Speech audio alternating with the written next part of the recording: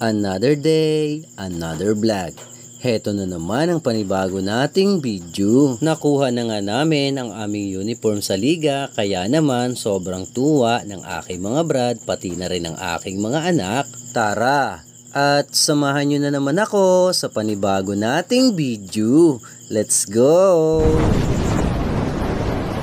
Yo, what's up mga idol at welcome back sa ating channel. For today's video nga ay nakuha na namin ang aming uniform sa basketball. Bago pa nga ito maiuwi sa bahay ay talaga namang may sumalubong na sa ating mga kabrad natin at agad nga silang nagpicturan.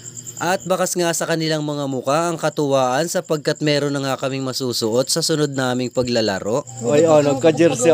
Nagka-jersey. Woohoo! Yan, Tom. Si Tultong, yung taga Banilad, yung Reyes. Card de basketball player. Salamat ah. Yehey! Napasok pa ng Yossi. Yun oh, grabe, napakaganda ng uniform namin at talaga namang sobrang nagpapasalamat tayo sa mga nag-sponsors at nagbigay sa atin ng tulong. Aroy! Mga sino? Parang walang pamudulan dito. Ay wala tol, di ako nagpagawa sa mamalakan. Mainggitin mo lang yung sarili mo. Mainggitin mo lang yung sarili mo ay. Tayo nito. Reklamador naman.